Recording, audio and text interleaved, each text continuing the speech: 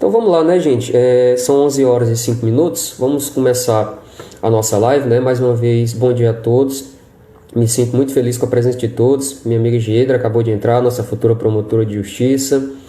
E fico muito feliz com a presença de vocês. E também feliz com o convite que a E3C mais uma vez nos fez para que a gente pudesse tratar de um tema tão importante nesse momento da história brasileira, né? A gente vai discutir hoje, na verdade, uma espécie de bate-papo, não chamaria de uma discussão, de um termo tão formal assim. A gente vai tratar nessa live de hoje sobre um tema tão caro ao direito constitucional, que seria justamente a defesa do Estado e das instituições democráticas. E muitas pessoas me perguntaram ao longo da semana, Samuel, mas por que você escolheu esse tema? Eu acho que esse tema, gente, ele vem a calhar principalmente nesse momento que a gente está vivendo, porque a gente está vivendo não só esse momento de pandemia, né? O mundo vem passando por essa grave crise sanitária decorrente do novo coronavírus, né? Da Covid-19, na verdade desde o segundo semestre do ano passado, mas nos atingindo com força a partir de março desse ano. E durante esse período da pandemia, a gente viu que, infelizmente, a meu ver, claro, respeitando o posicionamento contrário dos outros colegas que têm posicionamento diverso, a gente vê um crescimento exponencial de discursos autoritários e antidemocráticos. E isso muito me preocupa, tem preocupado a comunidade jurídica. Eu estive participando ontem, né, aproveitando que a professora Justina, minha querida coordenadora do curso de Direito da FATEP, está aqui presente. Nós fizemos a jornada jurídica da Faculdade de Tecnologia do Piauí essa semana e tivemos a oportunidade de discutir temas muito importantes. Inclusive, participei de uma mesa redonda com o Dr. Joelson Dias, ex-membro substituto do Tribunal Superior Eleitoral e advogado militante, em que a gente estava discutindo justamente os reflexos eleitorais que podem acontecer nesse período de pandemia. E um dos pontos que nós elencamos para discutir hoje seria justamente essa possível interpretação que está sendo feita em relação ao artigo 142 da Constituição, né? Esse suposto papel moderador das Forças Armadas, e é um dos temas que nós vamos discutir nessa live de hoje, né? Qual seria, de fato, o papel das Forças Armadas que está capitaneado no artigo 142 da Constituição? Haveria esta possibilidade do Exército, Marinha ou Aeronáutica participar em relação às forças da República como poder moderador? Então essa discussão ela foi trazida à baila por alguns nomes no ordenamento jurídico brasileiro, e esse momento, gente, é importantíssimo. Primeiro, não só para fazer essa discussão, mas para fazer esse chamamento. Por que chamamento? Porque nesse momento, gente, a gente tem que fazer um chamamento de todas as forças democráticas, de todas as forças anti-autoritárias para a manutenção do Estado Democrático de Direito. Repito aqui uma frase que eu já tinha falado em outras oportunidades e meus alunos e minhas alunas sabem. Todas as vezes, pessoal, que a gente começa a descrer, todas as vezes que a gente começa a colocar em xeque as instituições, a gente está colocando em xeque o próprio sistema democrático. A gente faz, na verdade, um instrumento que também já repeti várias vezes, de corrosão institucional. E percebo que o Brasil, nesse momento, passa por essa corrosão. As pessoas não confiam nas instituições, as pessoas descreem das instituições, e isso acaba gerando o quê? Essa crise institucional.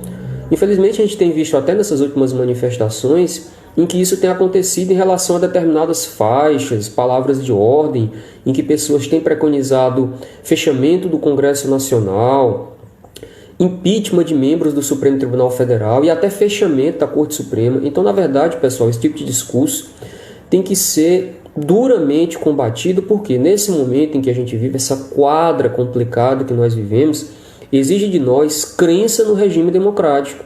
E todas as vezes, meus amigos, que a gente apostou em modelos autoritários, em modelos antidemocráticos, de fechamento das instituições, o país padeceu. E quando eu falo país, eu estou falando o quê? De nós, como sociedade civil, como membros dessa sociedade, como organizadores da ordem jurídica.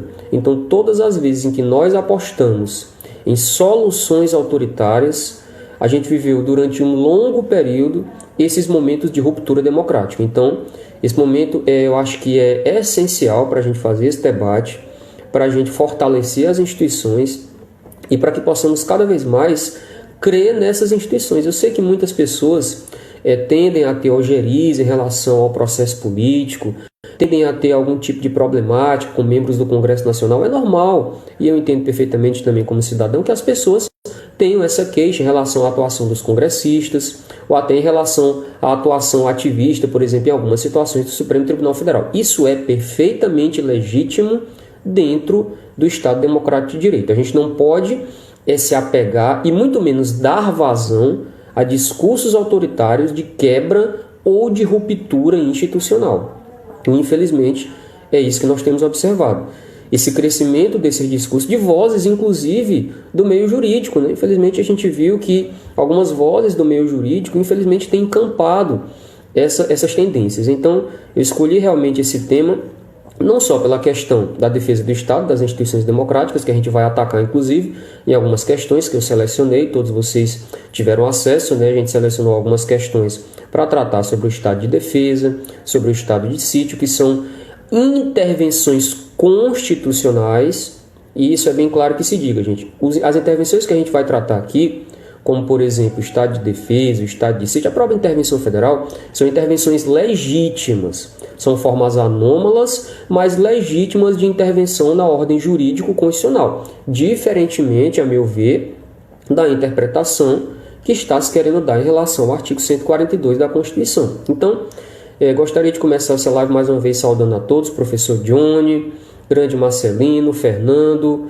todos os demais amigos e amigas que estão aqui presentes. Então, muito me honra a presença de todos. Então, vamos lá, gente. Eu encaminhei para vocês também um material que está lá no Telegram do E3C, acredito que a maioria dos colegas teve acesso, e nesse material, além das questões que nós vamos discutir, encaminhei também um julgado do Supremo Tribunal Federal, em que a gente vai tratar daqui a pouco. Mas gostaria de discutir com vocês um pouco essas questões, para que a gente pudesse iniciar o nosso debate sobre a defesa do Estado e das instituições democráticas. Como nós acabamos de falar, essas formas de intervenção, quais sejam, Samuel, tanto a intervenção federal como o Estado de defesa e o Estado de sítio, a intervenção federal tratada na primeira quadra da Constituição e o Estado de defesa e Estado de sítio a partir dos artigos 136 e seguintes, como a gente acabou de dizer, são formas anômalas de atuação no Estado Democrático de Direito. Por que anômalas? Porque a regra é que isso não aconteça. A regra é não acontecer intervenção, a regra é não acontecer Estado de defesa e a regra é não acontecer Estado de sítio. Mas em situações excepcionais é permitido constitucionalmente que possa ocorrer esse tipo de atuação em relação às instituições e principalmente restringindo algumas garantias individuais, né? Direito de reunião, direito de associação, vedação dessas garantias processuais e constitucionais que são tão caras ao Estado Democrático de Direito. Mas todas essas modalidades que nós vamos ver a partir de agora nas questões são modalidades abarcadas dentro do texto constitucional. Por isso é necessário ter muito cuidado quando alguns discursos como que a gente tem acompanhado vão tratar especificamente de outros aspectos que, a meu ver, a meu sentir, com a devida vênia aos demais posicionamentos, não estão abarcadas no texto da Constituição. Então eu elenquei para vocês algumas questões, né? Na verdade são 4 questões, até pela exiguidade do tempo da live. Eu elenquei algumas questões que estão sendo cobradas, principalmente nos últimos concursos públicos de magistratura, de defensoria pública, de ministério público, que são carreiras jurídicas que sempre são visadas pelos colegas. Trouxe aqui algumas questões para que a gente possa, primeiro, introduzir esse tema e a gente vai fomentando as discussões ao longo do debate. Então, gente, queria começar com vocês por uma questão que foi debatida ainda na prova do ano passado, uma questão recente que foi tratada no concurso da magistratura do Pará, né? Uma questão de 2019 da magistratura paraense, TJ Pará, CESP, que caiu justamente na magistratura desse estado. E essa questão trata exatamente das competências constitucionais e como é que a Constituição da República trata essa questão do Estado de defesa e do Estado de sítio. Então, vamos analisar aqui essa questão 1 e entender o que é que ela quer nos tratar. Vamos lá. A questão 1 diz o seguinte: no que se refere ao Estado de defesa e ao Estado de sítio, julgue os itens a seguir. Aquelas questões bem clássicas do SEBRASP, né, que você tem geralmente algumas assertivas para você julgar e para você dizer qual seria a alternativa correta. Lembrando, né, que o Estado de defesa e o Estado de sítio, eles estão colacionados na Constituição a partir do artigo 136. Então, basicamente, para a gente entender a sistematização do Estado de defesa e do Estado de sítio, é necessário contato com o texto constitucional. Então, o que a questão vai nos dizer?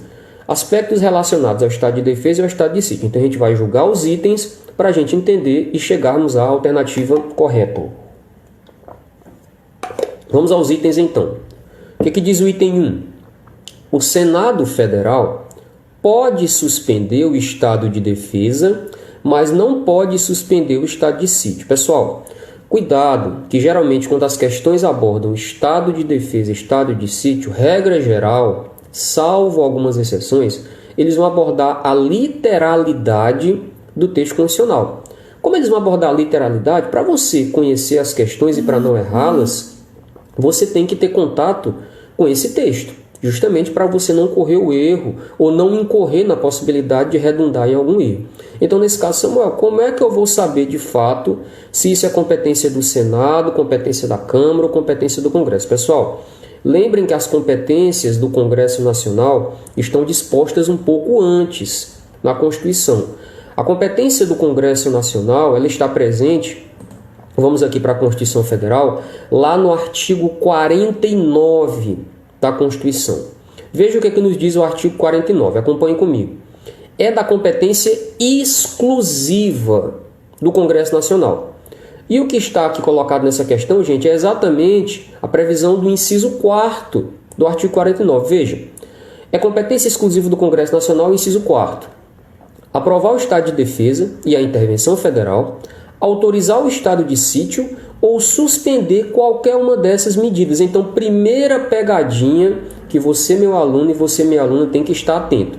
Pessoal, sempre eles vão trocar competência do Congresso por alguma competência do Senado ou da Câmara. Então, veja, o que ele colocou aqui no item 1, que seria competência do Senado, suspensão do estado de defesa, mas que ele não poderia, por exemplo, suspender o estado de sítio. Gente, isso não é competência nem do Senado e isso não é competência nem da Câmara dos Deputados. Isto é competência exclusiva do Congresso Nacional, segundo o artigo 49, inciso 4º da Constituição Federal de 88. Então, muito cuidado, que geralmente as questões ao tratarem de estado de defesa, estado de sítio ou intervenção, eles sempre vão tentar trocar essas competências ou essas modalidades de repartição de competências constitucionais para gerar dúvida na cabeça do aluno.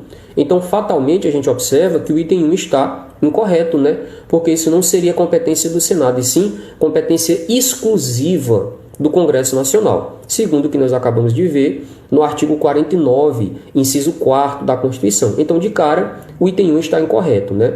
Já descartamos o item 1. Agora vejamos, o que diz o item 2? O estado de defesa, decretado pelo presidente da República, deve ser aprovado pelo Congresso Nacional. Tem participação do Congresso, Samuel, aqui? Tem, mas agora nós temos que ir lá no artigo 136 da Constituição Federal, que vai tratar exatamente sobre o estado de defesa. Primeiro, vamos acompanhar aqui, gente, o caput do artigo 136. O que o artigo 136 da Constituição nos diz sobre o estado de defesa? Acompanhe. O presidente da República pode, ouvidos o Conselho da República, o Conselho de Defesa Nacional já, a gente também vai tratar do Conselho da República e do Conselho de Defesa Nacional, que são órgãos que podem opinar e ser consultados em relação a esses aspectos. E geralmente eles também colocam algumas pegadinhas em prova ao tratar sobre defesa do Estado e das instituições. Então, o presidente pode, ouvidos o Conselho da República e da Defesa Nacional, decretar estado de defesa para preservar ou prontamente restabelecer, em locais restritos e determinados à ordem pública ou à paz social ameaçadas por grave e iminente instabilidade institucional ou atingidas por calamidades de grandes proporções na natureza. Samuel, mas eu vi que o item 2 está falando sobre a possibilidade justamente desse decreto do presidente da República ter que ser aprovado pelo Congresso Nacional. Onde é que eu vislumbro isso na Constituição de 88? Exatamente, pessoal, é o que está colocado no parágrafo 4º do artigo 136. Acabamos de ver o caput do 136, que trata, na verdade, sobre as nuances e características principais do estado de defesa. Agora vejamos o que nos coloca o texto constitucional no parágrafo 4º do mesmo artigo. Acompanhe.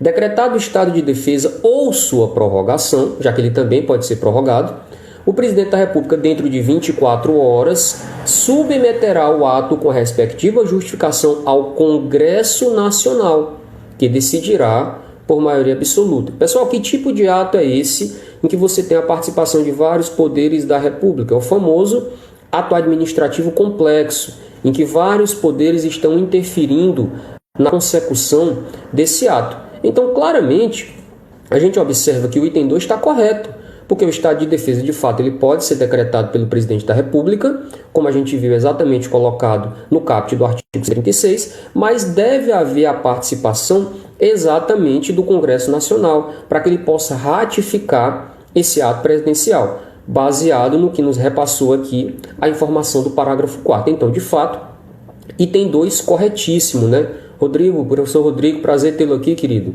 Então, o parágrafo 4º do artigo 136 nos garante a correção em relação ao item 2. De fato, o estado de defesa ele é decretado pelo presidente, mas há a participação do Congresso Nacional em relação à consecução desse ato. Então, item 1 está incorreto, acabamos de ver, artigo 49, inciso 4º. Item 2, correto, 136, parágrafo 4º da Constituição. Sobrou o item 3, né? Vamos ver o item 3.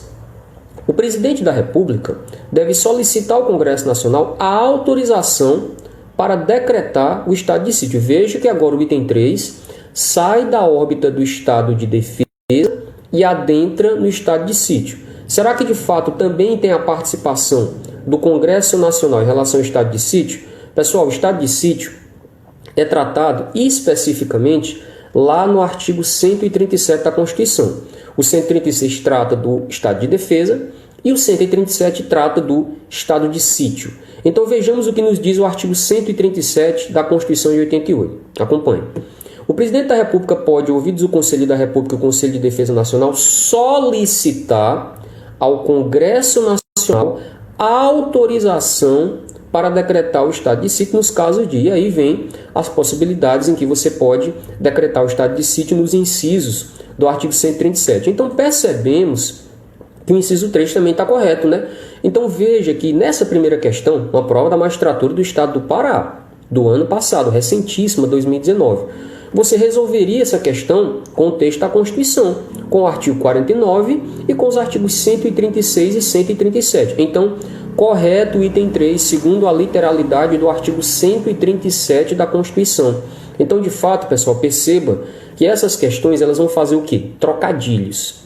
Vão colocar alguns aspectos para tentar confundir a cabeça do aluno, da aluna, do concurseiro, da concurseira, em relação a esses mecanismos de quem é competente, quem não é competente, se eu posso solicitar, se eu posso opinar ao Conselho da República, ao Conselho da Defesa Nacional. Então, muito cuidado. Para isso, você tem que fazer uma leitura exaustiva do rol presente, principalmente nos artigos 136 e seguintes da Constituição. Então, claramente, nós temos o quê? O item 1 incorreto e os itens 2 e 3 como corretos, né? Então, restaria como nosso gabarito aqui na nossa primeira questão, letra D, né? Letra D de dados seria a correta, né? Apenas os itens 2 e 3 estariam corretos. Então, tudo bem? Tudo bem, o Jefferson está dando uma dica aqui importante, né? Exatamente. No caso, por exemplo, do estado de defesa, o PR, né, o presidente da República, ele vai decretar, e no estado de sítio, o presidente da República vai solicitar. Importante também essa dica dada pelo Jefferson, porque isso também faz uma grande diferença e geralmente eles trocam essas informações para que o aluno seja induzido a erro. Então, nessa primeira questão, gente, gabarito letra D. Apenas os itens 2 e 3 estão corretos, ok? Vanessa, querida, prazer tê-la aqui também. Pessoal, a questão 2, como vai tratar de um tema que eu quero aprofundar mais com vocês, eu vou pular a questão 2, que vai tratar exatamente sobre a formação constitucional em relação às Forças Armadas. Então eu vou pular a questão 2, me permitam fazer só essa alteração, já que eu quero adentrar um pouco mais em detalhes na questão 2 com vocês, e vamos para a questão 3. A questão 3, depois a gente vai voltar para a questão 2, não se preocupem, tá? A questão 3 também é uma questão agora de 2019, da Defensoria Pública do Estado de São Paulo, uma questão também recente, e que vai tratar justamente sobre os mecanismos também em relação ao estado de defesa e ao estado de sítio. Então vamos lá, gente. A questão 3 da Defensoria de São Paulo, da Fundação Carlos Chagas, traz a seguinte questão. 3. No tocante à posse possibilidade de restrições aos direitos fundamentais sem violação da Constituição Federal de 88. Eu sempre digo aos meus alunos, né, os queridos alunos também que já foram nossos alunos nos cursos de Defensoria Pública, que geralmente as questões de Defensoria Pública, elas carregam um pouco mais em algumas questões de direito constitucional, galera, porque geralmente, como foco, principalmente da atuação da Defensoria Pública, na defesa das minorias, principalmente em relação ao rol de direitos fundamentais, então, as provas de defensoria, geralmente, elas trazem, além da literalidade da Constituição, alguns aspectos de doutrina, jurisprudência, nesses aspectos. Mas, especificamente nesse assunto, defesa do Estado e das instituições democráticas, as provas de defensoria também não vão muito longe, elas vão realmente focar na literalidade da lei. E é o que a gente vai observar mais uma vez nessa questão. Vamos lá, ó. No tocante à possibilidade de restrições aos direitos fundamentais sem violação da Constituição, é correto afirmar. Então vamos lá. Letra A. Na vigência do estado de defesa, poderá haver restrições ao direito de reunião, desde que realizada fora da sede das associações, ao sigilo de comunicações telefônicas e ao sigilo de correspondência.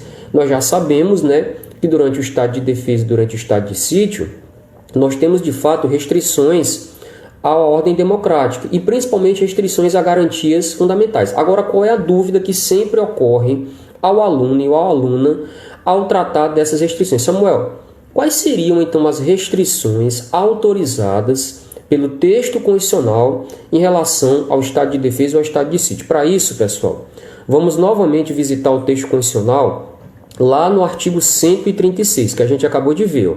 Agora, detalhe, essas restrições, gente, são restrições presentes taxativamente no artigo 136 e seguintes, porque já que há pouco a gente já vai ver outras questões que vão dizer, olha, todo o rol de direitos fundamentais do artigo 5º pode ser restrito no estado de defesa e no estado de sítio. Falso. Tome cuidado com essas afirmações. Isso não cai, isso despenca em prova. Então você tem que ter muito cuidado em relação a isso. Então quais são o rol de direitos ou garantias fundamentais que pode ser restrito? Vamos lá, no caso do estado de defesa. Está aqui, ó.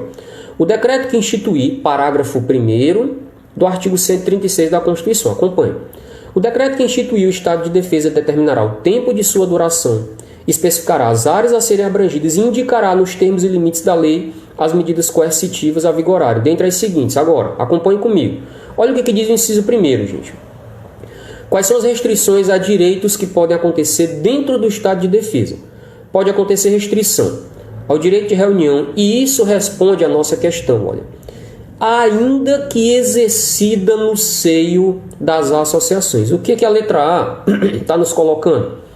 Que de fato poderia haver restrições ao direito de reunião, mas fora da rede de associações. Então, mais uma vez, o aluno deveria conhecer o quê? A literalidade do artigo 136, parágrafo 1º, a linha A. Ou seja, eu posso restringir o direito de reunião mesmo no seio das associações. Eu posso restringir o sigilo de correspondência. Eu posso restringir, inclusive, o sigilo de comunicações telegráfica e telefônica. Então, muito cuidado. Para responder esse tipo de questão, você tem que estar com as modalidades restritivas na ponta da língua. Porque geralmente eles vão trocar e principalmente vão dizer, olha, dentro do seio das associações, na sede das associações, não pode haver restrição. E a Constituição autoriza no parágrafo 1º, inciso 1º, a linha A do artigo 136. Então, já percebemos que de fato a letra A está falsa, né? Porque há essa autorização de ocorrer essa restrição dentro das associações. Artigo 136, parágrafo 1º, inciso 1º, a linha A do texto constitucional. Então, de cara, já descartamos a letra A, né? A letra A estaria incorreta. Olha o que diz a letra B. Acompanhemos a letra B.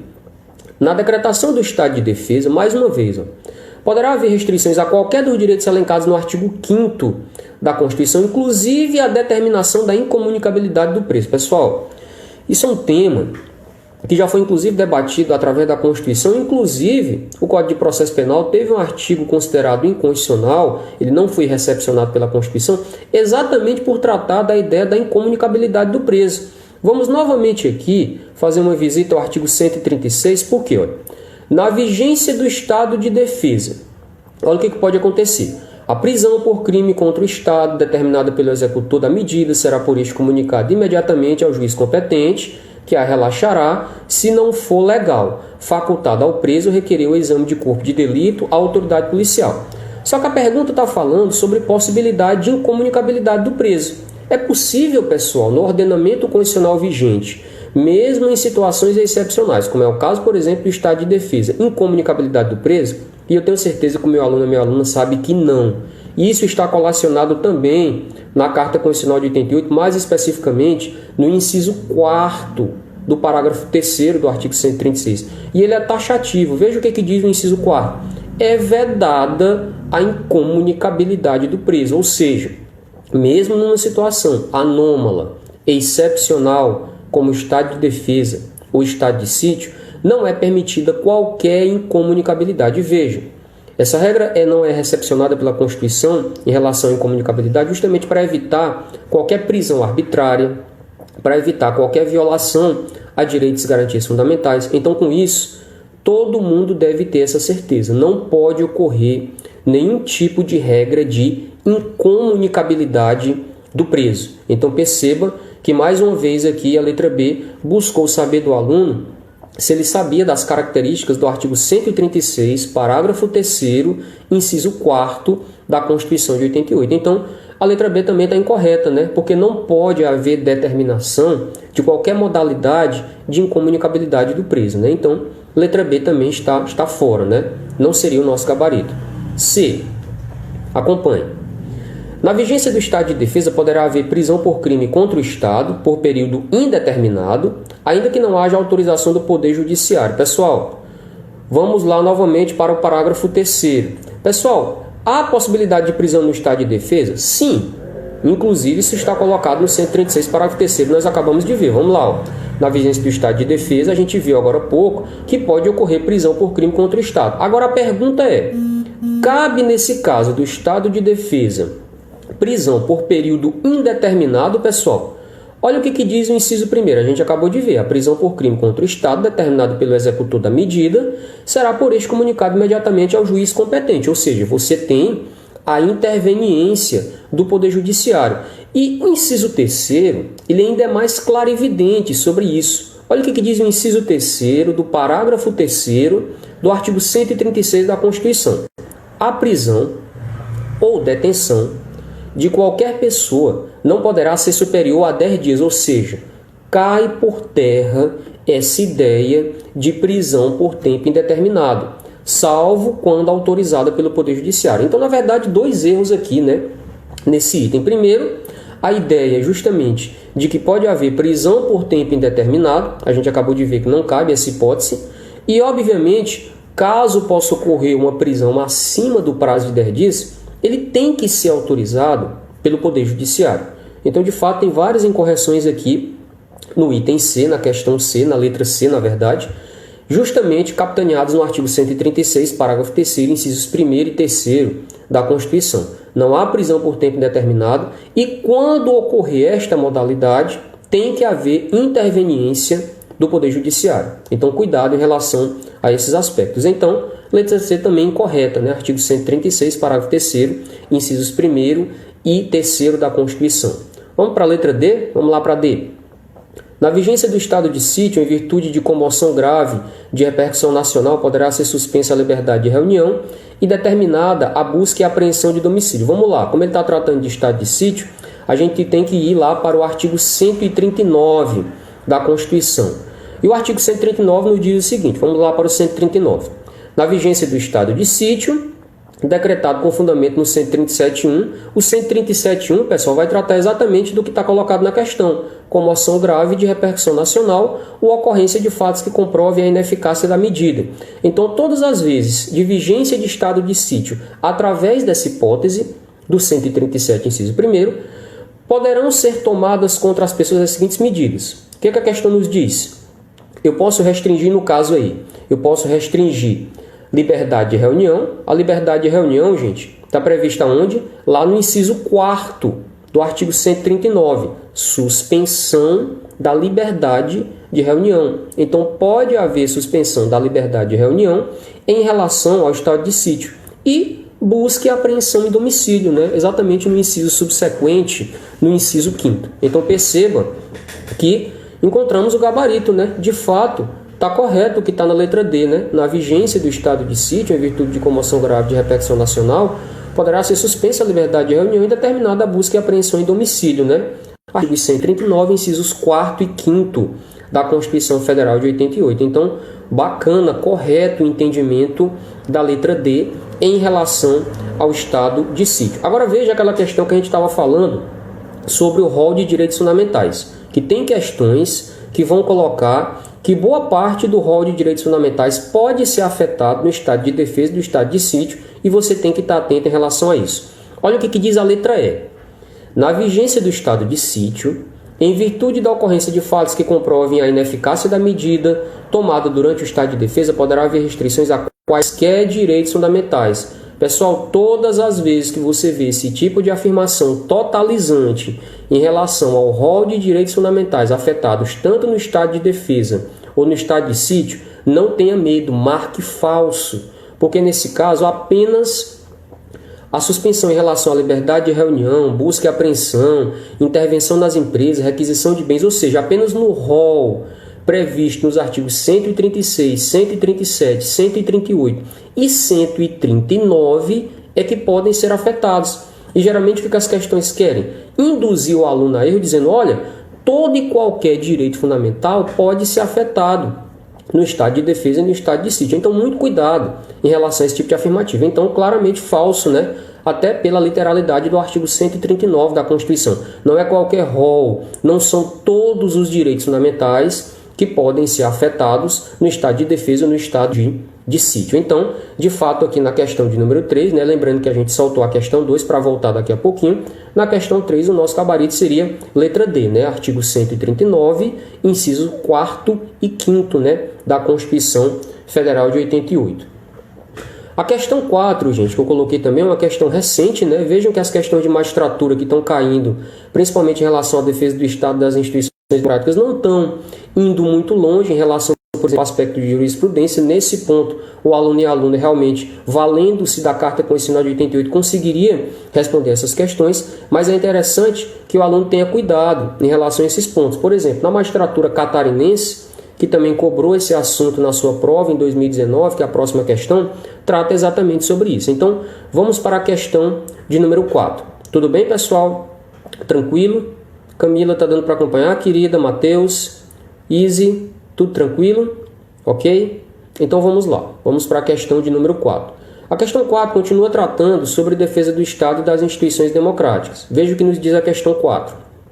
A respeito da organização dos poderes e da defesa do Estado e das instituições democráticas, assinale a opção correta. Então vamos lá, gente. Olha o que diz a letra A, Magistratura de Santa Catarina, 2019. É viável o controle judicial da legalidade dos atos praticados por agentes públicos na vigência do estado de sítio? Primeira dúvida que pode gerar no aluno, pessoal, ou então professor.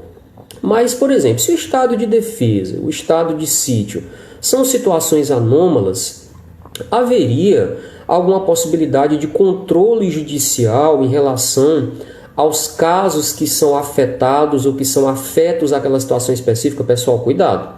Não é porque eu estou falando de uma situação anômala e de uma situação excepcional que eu não vou perquirir controle judicial. E se ocorrer alguma ilegalidade? E se ocorrer alguma arbitrariedade? E se ocorrer algum abuso de poder? Então a Constituição preceitua a possibilidade de controle judicial. E onde é que você observa isso?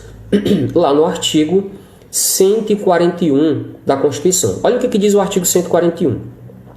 Cessado o estado de defesa ou estado de sítio, cessarão também seus efeitos, sem prejuízo da responsabilidade pelos ilícitos cometidos por seus executores ou agentes. Ou seja, qualquer tipo de ilegalidade perpetrada, qualquer tipo de abuso de poder perpetrado, qualquer tipo de quebra da ordem institucional perpetrada durante o estado de defesa ou durante o estado de sítio, tem a possibilidade de controle judicial. Então, claramente, gente, o que está colocado na letra A está corretíssimo, né? Há sim a possibilidade, há sim a viabilidade de controle judicial em relação a atos praticados durante a vigência do estado de sítio ou do estado de defesa. A questão estava falando especificamente do estado de sítio, mas isso também pode se aplicar ao estado de defesa. Artigo 141 da Constituição Federal de 88. Então, já achamos de cara correta, né? Já achamos de cara correta que seria a letra A. Agora vamos analisar demais e vamos ver o que é que está de correto ou de incorreto nas demais assertivas. Vamos lá. Olha o que diz a letra B. Durante o estado de sítio, imunidades de deputados e senadores podem ser suspensas por voto da maioria absoluta da respectiva casa nos casos de atos incompatíveis com a execução da medida. Ou seja, o que a letra B está nos dizendo? Que durante a vigência do estado de sítio, desse momento de excepcionalidade, as imunidades em relação a palavras e votos de deputados e senadores podem ser suspensas. Agora a pergunta é, Samuel, e essa maioria aí? É maioria absoluta? É maioria simples? É 2/3? Onde é que eu encontro essa maioria? Para isso, gente, a gente tem que analisar o quê? Competência dos deputados e senadores. Onde é que eu observo isso, Samuel? Lá no artigo 53 da Constituição. É lá no artigo 53 que a gente vai tratar exatamente o quê? Da competência dos deputados e senadores. E a imunidade dos senadores e deputados está colocada, inclusive, no caput do artigo 53 da Constituição. Acompanhe. Olha o que diz o caput do artigo 53. Os deputados e senadores são invioláveis civil e penalmente por quaisquer de suas opiniões, palavras e votos. Ou seja, essa imunidade que os congressistas gozam em relação à sua opinião, palavra e voto. Agora, veja que em situações excepcionais, e o estado de sítio é uma situação excepcional, pode haver uma quebra dessa imunidade, e especificamente em relação aos membros do Congresso Nacional. E isso está colacionado no texto da Constituição, e especificamente no parágrafo 8º do artigo 53, que nós acabamos de ver. Olha o que nos diz o parágrafo 8º, acompanhe junto comigo. As imunidades de deputados ou senadores subsistirão durante o estado de sítio, só podendo ser suspensas mediante o voto de 2/3 dos seus membros. Então, dica que eu dou para vocês. Atenção em relação a esse quórum de votação. Eles sempre vão trocar 2/3 por maioria simples. Eles sempre vão trocar 2/3 por maioria absoluta para levar o candidato a erro. Né? Você, meu aluno e minha aluna, não vai errar porque você vai estar atento em relação a isso. Então lembre que para que eu possa sustar imunidade de deputado e senador durante o estado de sítio, eu preciso de voto de 2/3 dos membros da casa nos casos de atos praticados fora do recinto que sejam incompatíveis com a execução da medida. Então, cuidado, que na verdade a letra B só se está incorreta porque eles trocaram. Em vez de colocar 2/3, eles colocaram maioria absoluta. Então, cuidado, porque eles sempre vão trocar esse quórum de votação. Então, errado a letra B, né? Artigo 53, parágrafo 8º da Constituição. C. Compete ao Conselho da República opinar sobre a decretação do estado de defesa e do estado de sítio da intervenção. Pessoal, eles sempre vão trocar as competências do Conselho da República e do Conselho da Defesa Nacional. Pessoal, uma coisa que você tem que ter cuidado. Conselho da República, gente, não vai opinar. Ele vai se pronunciar, que é o que está colocado aqui no artigo 90. Compete ao Conselho da República pronunciar-se sobre a intervenção federal, estado de defesa e o estado de sítio. Então, claramente, eles vão mudar esses aspectos em relação ao Conselho da República ou ao Conselho da Defesa Nacional. Então, lembre, Conselho da República, ele se pronuncia e não opina sobre intervenção federal, estado de defesa e estado de sítio. Então, incorreto a letra C, artigo 90, inciso 1º da Constituição. D. O estado de sítio somente poderá ser decretado quando presente a declaração do estado de guerra ou diante da ineficácia das medidas tomadas durante o estado de defesa. De fato, essas hipóteses que estão colocadas aqui, pessoal, prevêem a possibilidade em relação ao estado de sítio. Agora, houve uma circunscrição exagerada. Por quê? Quando é que pode ocorrer estado de sítio? O estado de sítio ele pode ocorrer 137 da Constituição. Comoção grave de repercussão nacional, ocorrência de fatos que comprovem a ineficácia da medida tomada durante o estado de defesa e declaração de estado de guerra ou resposta à agressão armada ou estrangeira. Então, o que torna a letra D incorreta foi ter circunscrito as hipóteses de estado de sítio apenas a algumas modalidades. Então, nós temos, na verdade, o quê? Várias modalidades no inciso 1º, comoção grave de repercussão nacional ou ocorrência de fatos que comprovem a ineficácia da medida, e 2, declaração de estado de guerra ou resposta à agressão armada estrangeira. Por isso o erro da letra D, né? Artigo 137, incisos 1º e 2º da Constituição. E letra E, o estado de defesa poderá ser decretado apenas após a deliberação da maioria absoluta, né? É maioria absoluta, pessoal? 136, gente, não há de fato essa possibilidade. Olha o que diz o artigo 136 da Constituição. O presidente, ouvidos o Conselho da República, o Conselho da Defesa Nacional, irá decretar o estado de defesa para preservar prontamente e restabelecer os locais restritos e determinados. Então, não há, nesse caso, interferência do Congresso Nacional em relação ao estado de defesa. Cuidado, porque há participação do Congresso Nacional em outros atos. Mas especificamente aqui, quando o presidente da República vai tratar do estado de defesa, ele vai ouvir o Conselho da República e o Conselho da Defesa Nacional. Beleza? Pessoal, vamos voltar aqui para a questão de número 2. Nós temos ainda um pouco de tempo, porque na questão 2 eu queria tratar, na verdade, um ponto importantíssimo, e para isso eu trouxe essa questão, uma questão até um pouco antiga, que foi tratada lá na prova também da magistratura do Pará, só que em 2014, tratando sobre o texto constitucional em relação às Forças Armadas. E por que eu estou tratando em relação a isso? Porque foi discutido nos últimos dias, nas últimas semanas, sobre esta possibilidade de uma possível intervenção militar. O que seria isso? Através de uma interpretação, a meu ver, equivocada do artigo 142 da Constituição, entender-se-ia que haveria uma espécie de papel moderador das Forças Armadas em relação à sua atuação institucional. E para isso, sem maiores delongas, é necessário que a gente faça uma rápida visita, uma rápida leitura sobre o que nos diz a Constituição Federal sobre o artigo 142. A Constituição é bem clara, gente, sobre o papel das Forças Armadas no Estado Democrático de Direito. Olha o que diz o artigo 142 da Constituição. As Forças Armadas, constituídas pela Marinha, pelo Exército e pela Aeronáutica, são instituições nacionais, permanentes e regulares, organizadas com base na hierarquia e na disciplina, sob a autoridade suprema do Presidente da República e destinam-se, isso é importante, à defesa da pátria, à garantia dos poderes constitucionais e, por iniciativa de qualquer destes, da lei e da ordem.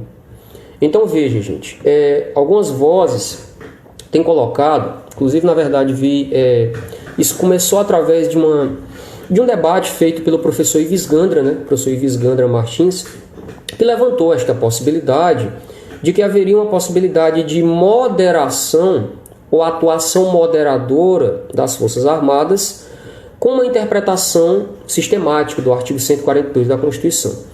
E eu enviei para vocês, agora um julgado de um mandado de injunção que foi impetrado no Supremo Tribunal Federal, os colegas devem ter acesso, que é o mandado de injunção 7311 do Distrito Federal, que teve a relatoria do insigne ministro Luiz Roberto Barroso.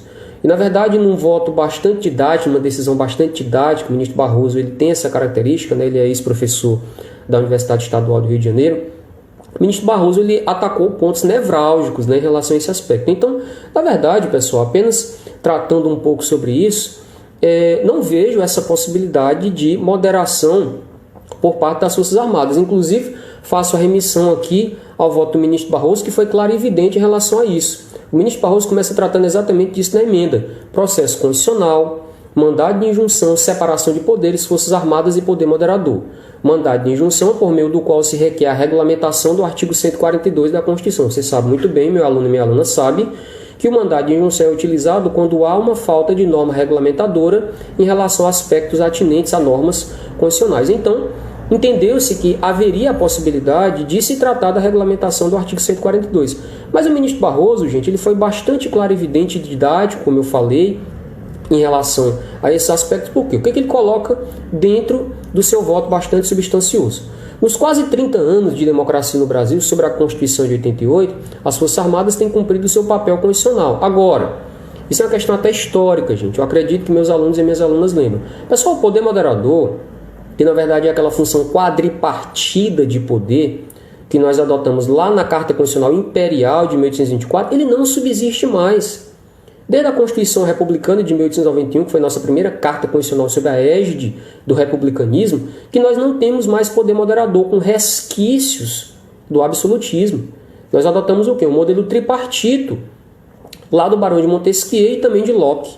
Então, nesse caso, não haveria mais a possibilidade de você falar em poder moderador, até porque o ministro Barroso colocou muito bem em seu voto, sob o regime da Constituição de 88 vigora o sistema de freios e contrapeso, o famoso sistema de checks and balances que a gente importa lá do direito norte-americano, no qual os poderes são independentes. Não se deve esquecer tampouco a importância do controle social. Agora tem um item, gente, que é importantíssimo, e é esse item que eu faço remissão a vocês. Olha o que diz o item 6 do mandado de injunção.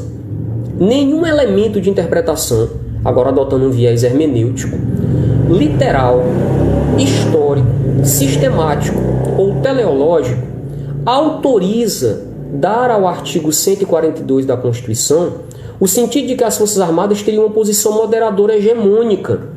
Embora o comandante em chefe seja o presidente da República, como a gente acabou de ver na leitura do 142, não são elas órgãos de governo. As Forças Armadas não são órgãos de governo A, B, C, X, Y ou Z. Na verdade, elas são instituições de Estado, neutras e imparciais, a serviço da pátria, da democracia, da Constituição e de todos os poderes do povo brasileiro. Então, na verdade, estou apenas elencando alguns aspectos do voto do ministro Barroso e, para fechar aqui, interpretações que liguem as Forças Armadas à quebra da institucionalidade, à interferência política e ao golpismo chegam a ser ofensivas. É a colocação do ministro Barroso. E teve outra medida também que eu aproveito para comentar com vocês, que foi uma medida agora tratada justamente agora no último dia 10, recente também esse julgado. Até faço essa possibilidade de que esses aspectos sejam debatidos por vocês. Teve a medida cautelar em ação direta de inconstitucionalidade, gente, que foi na ADI 6457. Foi julgada agora no último dia 10. Medida cautelar na ação direta de inconstitucionalidade 6457, sobre a relatoria do ministro Luiz Fux. O ministro Fux, numa análise que ainda está pendendo de relação especificamente da análise do plenário do Supremo Tribunal Federal, foi uma medida que foi requerida pelo Partido Democrático Trabalhista, né? E o ministro Fux também corroborando desse aspecto. Obviamente essa medida ainda terá que ser referendada pelo plenário do Supremo Tribunal Federal, mas veja o que o ministro Fux coloca. Eu apenas coloco aqui alguns posicionamentos que foram colocados lá na conclusão desse julgado. Foi deferido parcialmente a medida liminar concedida na ADI 6457. E veja o que o ministro Fux colacionou no seu voto. A missão institucional das Forças Armadas, esse é o voto do ministro Fux. A missão institucional das Forças Armadas, na defesa da pátria, na garantia dos poderes constitucionais e na garantia da lei e da ordem, não acomoda exercício de poder moderador entre os poderes executivo, legislativo e judiciário. 2. A chefia das Forças Armadas é poder limitado, excluindo-se qualquer interpretação que permita sua utilização para devidas intromissões no independente funcionamento dos outros poderes, relacionando-se à autoridade sobre as Forças Armadas, as competências materiais atribuídas na Constituição. Então, li apenas aqui para vocês um trecho do voto do ministro Fux. Bom dia, meu amigo Eduardo, tudo bem? Sobre esse papel das Forças Armadas. Lembrando que esse foi um voto em separado do ministro Fux. Essa medida ainda vai ter que ser analisada pelo plenário do Supremo Tribunal Federal. Obviamente, gente, isso é um tema bastante polêmico. Com a devida vênia aos posicionamentos contrários, é um posicionamento com o qual eu coaduno. Não vejo essa possibilidade de papel moderador por parte das Forças Armadas. E vejo, de fato, que o artigo 142 ele é bastante clarividente em relação a esses pontos. Então, o nosso objetivo aqui não foi trazer nenhum tipo de divergência político-ideológica, mas fomentar o debate em relação a esses pontos, que eu acredito que é o ponto mais importante para tratar nesse momento. Então, para arrematar esse aspecto, queria tratar com vocês agora sobre a questão de número 2, que trata exatamente sobre isso em relação ao papel das Forças Armadas, que está colocado na questão de número 2. Então, vamos responder a questão 2, que é a que estava faltando. Segundo o que estabelece o texto constitucional em relação às Forças Armadas, é correto afirmar. Olha o que diz a letra A, gente. O oficial condenado na justiça comum ou militar a pena privativa de liberdade superior a 2 anos por sentença transitada em julgado, será submetido a julgamento por tribunal militar e só perderá o posto e a patente se for julgado indigno do oficialato ou com ele incompatível. Essas regras, como a gente viu, eles estão lá no artigo 142 da Constituição, que nós acabamos de visitar, mas vamos novamente para tratar e responder essa questão. As Forças Armadas, constituídas pela Marinha, Exército e Aeronáutica, são instituições nacionais permanentes e regulares, organizadas com base na hierarquia e na disciplina. Samuel, agora onde é que eu posso responder esse item? Veja o que diz o parágrafo 3º, gente, do artigo 142 da Constituição. Os membros das Forças Armadas são denominados militares, aplicando-lhes, além do que vierem a ser fixados em lei, as seguintes disposições. Agora veja. O parágrafo 3º ele traz uma série de aspectos atinentes à organização dos militares. Agora, o que nos interessa para responder a questão de número 2, para responder essa questão, está lá no inciso 6 e no inciso 7. Acompanhe. Olha o que diz o inciso 6 do parágrafo 3º do artigo 142 da Constituição. 6. O oficial só perderá o posto e a patente se for julgado indigno do oficialato ou com ele incompatível, por decisão de tribunal militar de caráter permanente em tempo de paz ou de tribunal especial em tempo de guerra. Inciso 7. O oficial condenado na Justiça Comum Militar a pena privativa de liberdade superior a 2 anos, por sentença transitada em julgado, será submetido ao julgamento previsto no inciso anterior. Exatamente o que nós acabamos de ver na letra A.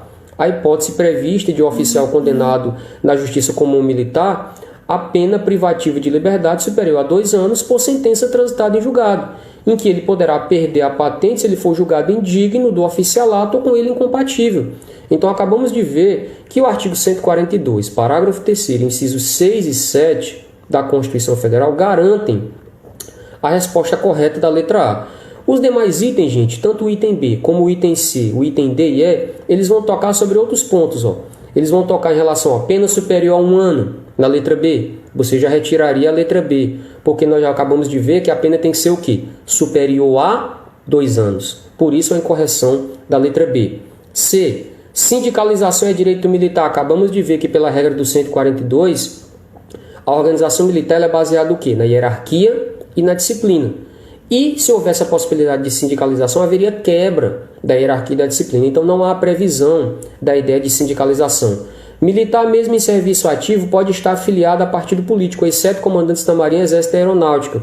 Não é essa a vedação, pessoal. Não é essa a vedação em relação a membros da Marinha, do Exército e da Aeronáutica. Olhando aquelas vedações em relação a 10 anos de serviço ou menos de 10 anos de serviço, que são colocados lá na parte de direitos políticos. Mas não há vedação em relação a membros da Marinha, do Exército e da Aeronáutica. Oficial condenado na Justiça Comum por sentença transitada em julgado perderá automaticamente o posto. Como a gente acabou de ver na letra A, não é essa perda automática do posto. Eu tenho que, de fato, saber se ele vai ser julgado indigno do oficialato ou com ele incompatível. E aí sim haverá a perda do posto. Não haverá essa perda automática. Então, na verdade, o que eu trouxe aqui, pessoal, nesses julgados, e, na verdade, a modalidade que a gente está tratando exatamente é da interpretação constitucional em relação ao artigo 142, são posicionamentos que considero pertinentes para que a gente possa realizar esse debate, porque, de fato, o que se observa é que a gente tem colocado isso muito, né? O nosso tempo está acabando, mas eu espero ter fomentado esse debate, ter fomentado essa troca de ideias com vocês. Mais uma vez, não quis tratar de divergências político-ideológicas, mas o poder, de fato, vai ter que emanar do respeito à ordem constituída e não de arroubos autoritários.